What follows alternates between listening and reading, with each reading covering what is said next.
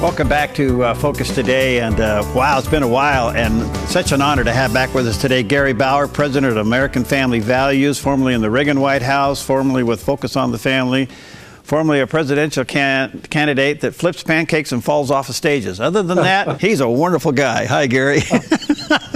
You have to keep bringing up that pancake incident, don't you? Good to see you. How you doing, my friend? Good. I've right here in Washington, D.C., of course, watching all the exciting developments and periodically wondering how I would be feeling right now if what I was watching was the other presidential candidate announcing her cabinet position. So it's a good time for a pro-life conservative to be in Washington. Yeah, it is. And again, thank you, Gary, for the work you do through our family value. You guys do a terrific job. There's a lot on the table here, but I want to go to that one point you just mentioned. Are you pretty sure now that we're going to see a change with Planned Parenthood? Well, I'm as sure as you can be about anything in Washington, D.C. I know that President-elect Trump and Vice President-elect Pence are very serious about the promises they made during the campaign. There have been a lot of meetings with the transition team that is in Washington right now, and they have heard from many pro-life, pro-family groups on a whole range of issues, certainly on issues like Planned Parenthood, but most importantly on things about the court appointments and so forth. So I think we have a real opportunity here. There'll be tremendous resistance, but I think a real opportunity to make some of the changes that literally we've been fighting to try to make for, in some cases, decades. Gary, do you think the Senate Republicans will hold together during these interview processes and the vetting of his cabinet? One or two rogue Republicans could really make things pretty miserable. What's your feel? Yeah, holding Republicans together is like herding cats. And I'm not a big cat fan, so I get irritated with some of my Republican friends too. Look, there's always some weak-kneed individuals that can't stand up under the pressure. There will be a few of those. On the other hand, there are a whole bunch of Democrats in the United States Senate that are up for re-election in 2018. And many of them are from states that voted overwhelmingly for Donald Trump in this last election. So those senators are going to have to be careful that they don't make themselves even more vulnerable in their re-election bids. So I'm relatively confident that with a few bumps in the road, that most of the appointees will be confirmed. The one, of course, I'm worried about is not a cabinet appointee, but rather the filling of that first Supreme Court vacancy. Senator Schumer said this week that they will fight tooth and nails to prevent that vacancy from being filled. And I found that astonishing. I mean, could he literally mean he's going to try to stop it for 4 years? One hopes not, but that will certainly be a major battle. The irony about that is that the nuclear option's on the other side of the fence now. That's exactly right. So we'll see how that goes. The 115th Congress is off and rolling, but what a bumpy start in the House with wanting to gut the Ethics Commission. And yet Trump tweets out, and within minutes he stops all that. That was pretty embarrassing for Paul Ryan, don't you think? Well, it's interesting. Paul Ryan was against what was done with what the attempt was on the Ethics Commission. So in this case, Paul Ryan and Donald Trump were on the same side. And look, I will say for your listeners and viewers that the Ethics Committee has some major problems that need reforming. Right. But when you try to do that at the very beginning without explaining it to the public, it looked like you were trying to pull a fast one. So it was certainly an example of exuberance by the House Republicans without thinking it through. And they were wise, I think, to back off immediately. And I think it's to Donald Trump's credit that he was willing to take on the Republican majority on something that I think where he understood the instincts of the American people better than they did.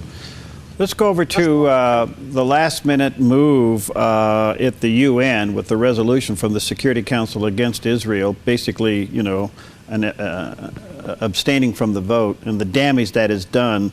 Is it repairable? It's going to be very hard to repair. And look, now I know if I had a blood pressure cuff on, it would be sending alarms to my doctor. What happened at the United Nations on the eve of Hanukkah and Christmas was outrageous. Barack Obama and Secretary of State Kerry eliminated 40 years of American foreign policy that had been followed under Republican and Democrat presidents.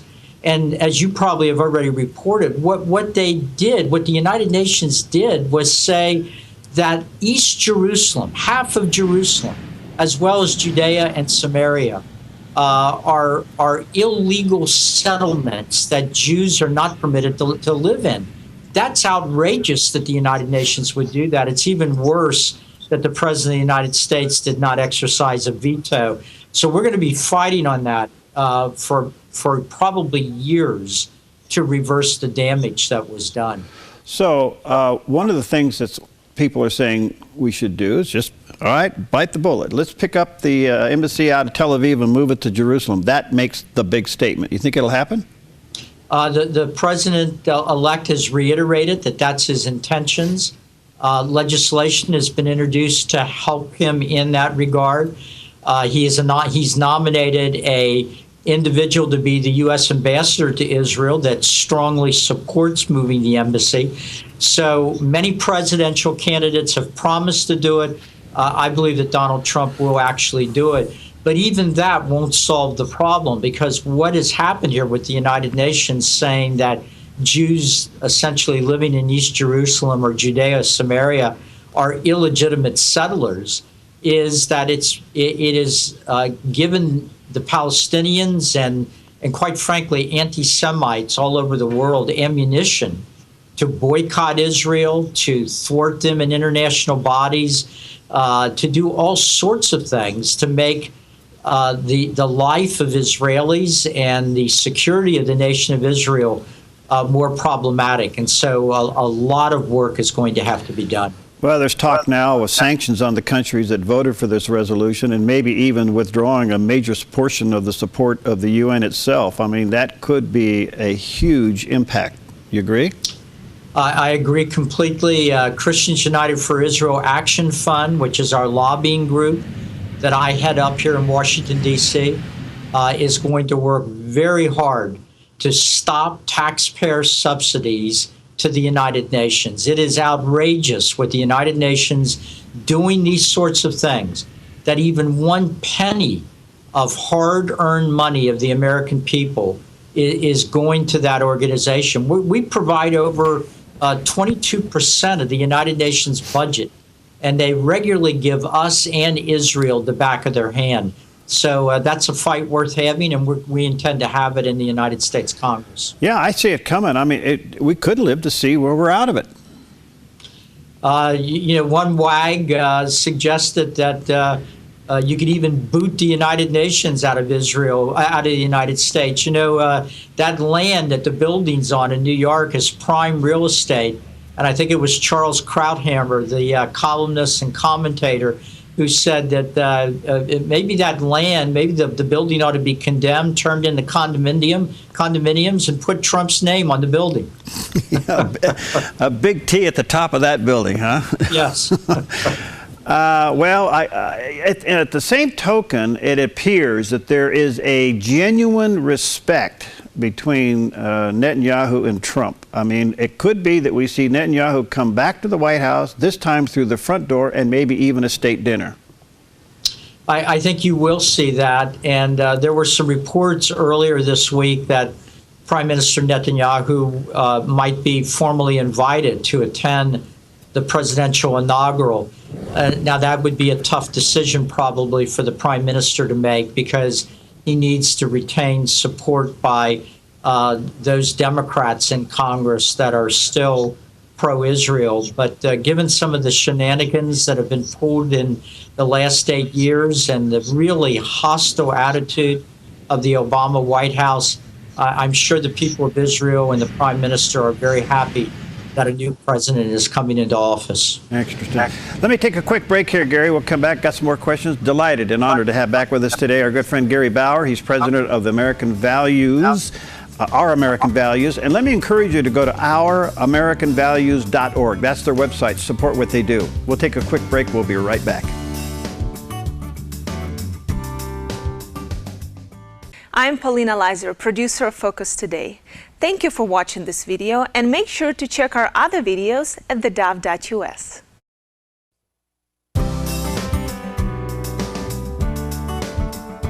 Welcome back to Focus Today, and the delight and honor to have back with us Gary Bauer, president of American Values, and you can go to ouramericanvalues.org. That's their website, and check out all the great work that they're doing and support them. They are a faith-based organization doing a wonderful work there in Washington, D.C.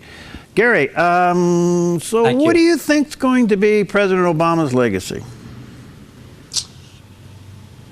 Well, that's a good question. A lot of the things that he did by working around the Congress and, quite frankly, the courts, the executive orders and so forth, I think Donald Trump and Mike Pence will get rid of those very quickly.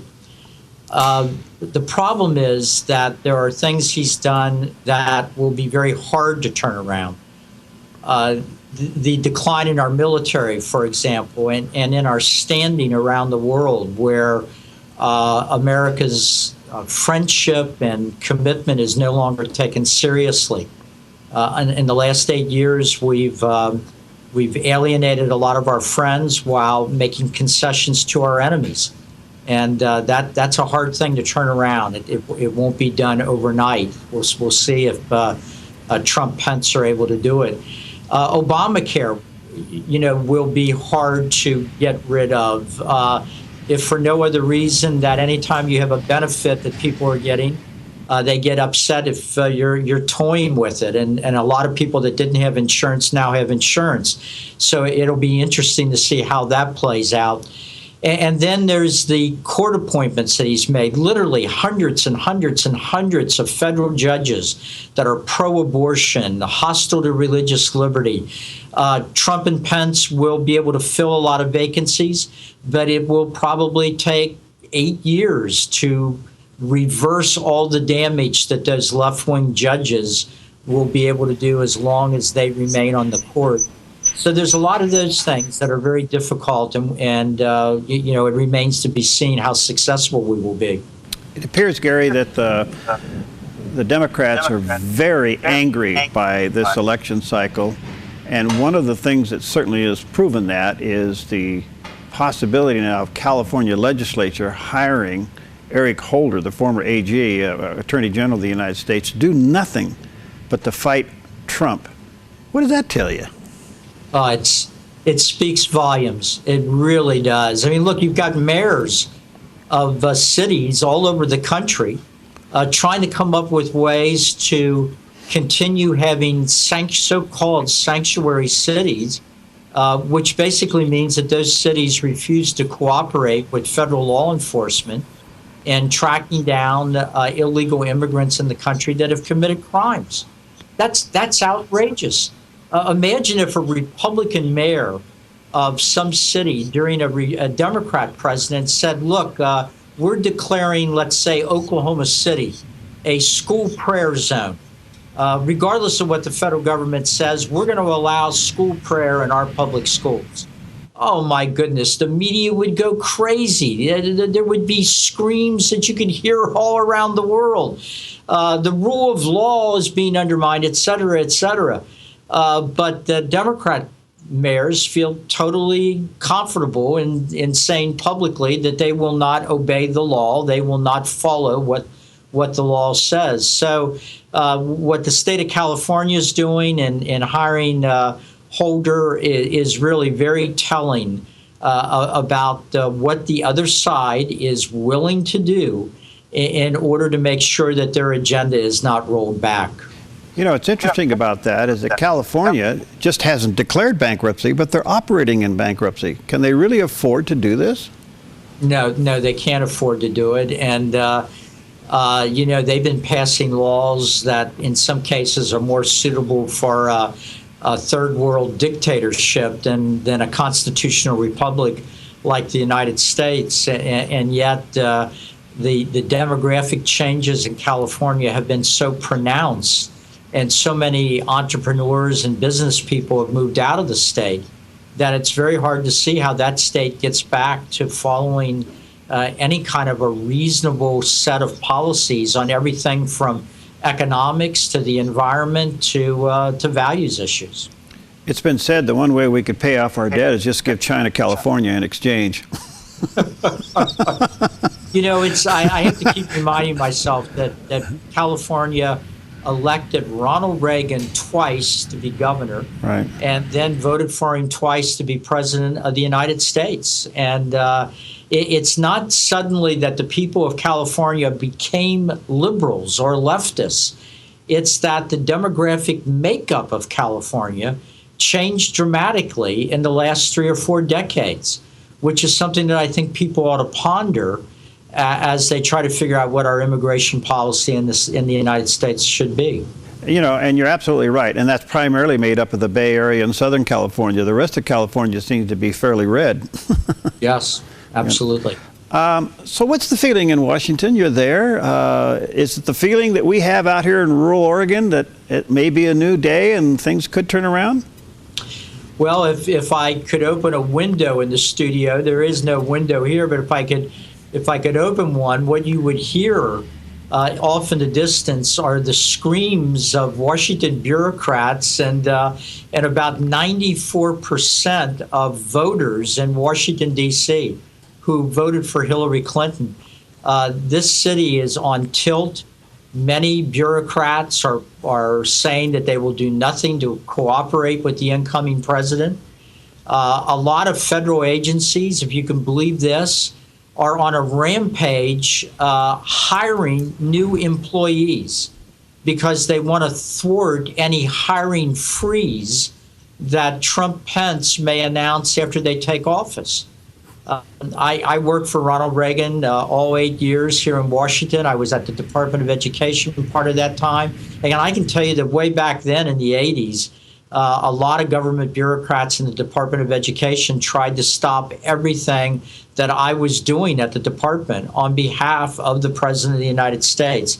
So I keep telling Donald Trump and Mike Pence that there won't be any kumbaya moments here. They need to be prepared for a brutal battle 24 hours a day, 7 days a week, every day that they are in office as president and vice president of the United States. I remember when Ronald Reagan had had enough and he fired the air traffic controllers, and that set a huge wave across the bureaucracies and saying there is something a president can do. That was a incredible moment. I have a friend that I made who was an air traffic controller and told me that he, of course, was very upset getting fired that day, but it was a wake-up call even to him. And he went on to become an entrepreneurial businessman, became a millionaire, and once had the opportunity to meet Ronald Reagan personally and thank him for changing his life for the better by firing him. There you go. There you go. Are you hearing and feeling that the president-elect does genuinely have religious freedom, the faith-based community in his heart and in his mind and in his thinking? I believe that the president and vice president are both committed to religious liberty, to the sanctity of life. I know Mike Pence much better than I know Donald Trump, and I know that Mike Pence is a strong Christian. He says that all the time, that he's a Christian first, an American second, and a Republican third. Donald Trump, as you may remember, not only said that he would protect religious liberty, he actually said he wanted to expand it. He wanted to repeal the regulations that have been in effect for years that have hamstrung pastors from being able to talk about issues that are moral issues, but are also issues that are debated in the public square. So I think, of course, the best thing the president and the vice president can do about this will be the court appointments, and that's why it's so important that those appointments be the right men and women. The largest evangelical turnout in an election cycle in over 20 years, maybe even more. And they're saying that that percentage probably is the deal breaker for Trump. And some of those weren't necessarily for Trump, but certainly for change. Do you think the Christian community will stay engaged with this administration? I'm a little worried about that because we have a history of winning an election. Yes, we have won them periodically, and then thinking it's all over, that we've elected the right people and we don't have anything to worry about, and we can go back to our Bible study and prayer meetings and so forth. Now, we should go back to Bible study and prayer meetings, but not at the expense of failing to be ongoing Christian citizens, which I think is essential. I noticed this morning as I was getting ready to come into work, there are already national media ad buys up attacking 2 or 3 of Donald Trump's cabinet appointees. There's another ad buy up defending Obamacare. So millions of dollars are being committed by the left to stop Trump-Pence from accomplishing the things that they promised to do. There's going to be massive demonstrations here during the inaugural. We've seen horrible examples around the country of what I call hate crimes against people that voted for Donald Trump and Mike Pence. So I would urge men and women of faith, and in fact, I would urge everybody that wanted change, that believes in conservative ideas, whether you're a Christian or not to fall for the temptation to think that all you had to do was vote on Election Day. It's going to be very important that you stay activated, stay involved, and fight back in these months and years ahead. Finally, Gary, what do you want to see President Trump do in his first 100 days? I want him to literally repeal as many of the Obama executive orders as he possibly can on the first day. I think that would send a real message.